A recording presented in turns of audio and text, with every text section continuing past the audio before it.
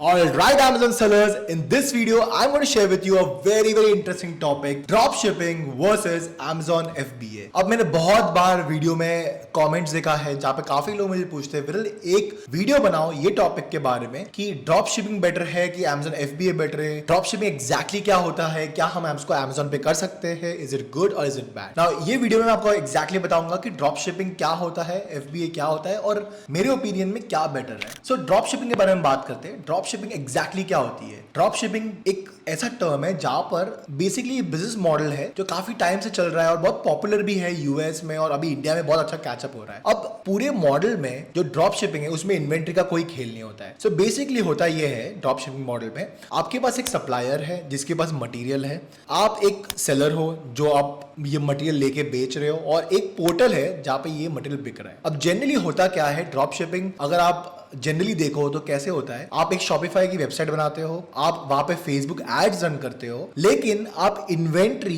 को होल्ड नहीं करते। इसका मतलब इन्वेंट्री आप खरीदोगे नहीं, जैसे आपको ऑर्डर आएगा आप खाली आपके प्रोडक्ट्स लिस्ट कर लोगे आपके शॉपिफाई के स्टोर में और जैसे आपको ऑर्डर आएगा वो ऑर्डर आप भेजोगे सप्लायर को और सप्लायर अपने वेयरहाउस से वो मटेरियल भेजेगा। तो लेट्स सपोज अगर आपको आज 10 डिफरेंट ऑर्डर्स आ गए एक भी प्रोडक्ट के, आप वो 10 प्रोडक्ट उनको ऑर्डर डिस्पैच करोगे, उनको लेबल्स दोगे और वो जाके फिर उनको निकाल कर वो डिस्पैच करेंगे कस्टमर्स को और कस्टमर्स अगर रिटर्न भी करेंगे तो भी डायरेक्टली वो सप्लायर्स को आएंगे। तो इसको हम कहते हैं drop shipping model. Drop shipping model में आप इन्वेंट्री होल्ड नहीं करते हो और ये बहुत ही अच्छा चलता है अगर आपकी एड्स अच्छी से परफॉर्म करती है और आपके सप्लायर्स बहुत अच्छे हैं, मतलब क्वालिटी मटेरियल दे रहे, टाइम पे डिस्पैच कर रहे, then it is a very good model. इसमें इन्वेस्टमेंट बहुत कम होता है और आप एक लार्ज पोर्टफोलियो बना सकते हो, मतलब आप हजारों प्रोडक्ट्स लिस्ट कर सकते हो बिकॉज एक सप्लायर के पास अगर 100 प्रोडक्ट्स है और ऐसे अगर आपके पास 10 सप्लायर हो गया तो आप 1000 प्रोडक्ट्स लिस्ट कर सकते हो without holding a single inventory. तो इसको हम कहते हैं ड्रॉप शिपिंग मॉडल बिजनेस। अब बात करते हैं Amazon FBA बिजनेस मॉडल के बारे में। अब Amazon FBA business model simple है, यहाँ पर आपको Amazon में मटेरियल भेजना पड़ता है,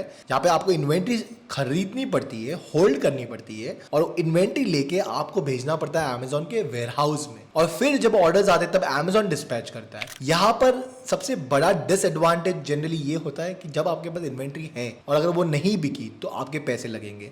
सेकेंडली आपकी वर्किंग कैपिटल भी बहुत ब्लॉक हो जाती है बिकॉज आपको खरीदना पड़ता है मटेरियल अपफ्रंट, तो आपको पैसे भी देने पड़ते हैं सप्लायर को, तो जितना आप मटेरियल खरीदोगे उतना आपका पैसा अटका रहेगा।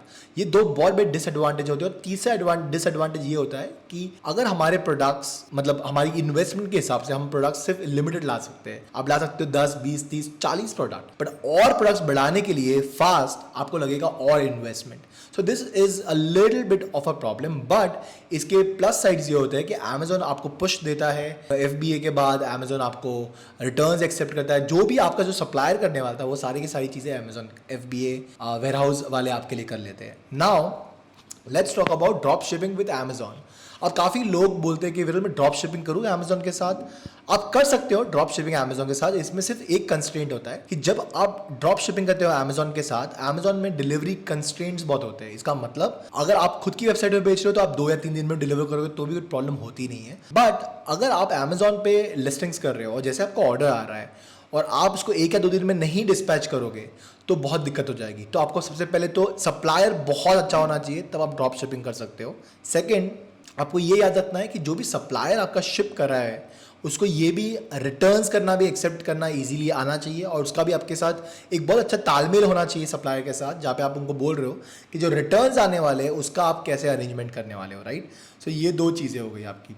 और तीसरी, ड्रॉप शिपिंग में एक डिसएडवांटेज आता है Amazon के अंदर, बिकॉज आपको जो विजिबिलिटी है वो लिमिटेड ही मिलेगी, बिकॉज आप Amazon FBA तो नहीं कर सकते हो। इसके अंदर आपको करना पड़ेगा सिर्फ सेल्फ शिप या तो इजी शिप, आप दोनों में से एक ही कर सकते हो और आपका जो सप्लायर होना चाहिए वो भी वही स्टेट का होना चाहिए, बिकॉज अगर आपका GST नंबर है मुंबई का या तो महाराष्ट्र का और आपका सप्लायर है कर्नाटका में तो फिर कर्नाटका से वो भेज नहीं सकता मटेरियल, बिकॉज Amazon उधर जाके पिकअप नहीं करेगा, उनको सिर्फ सेल्फ शिप करना पड़ेगा।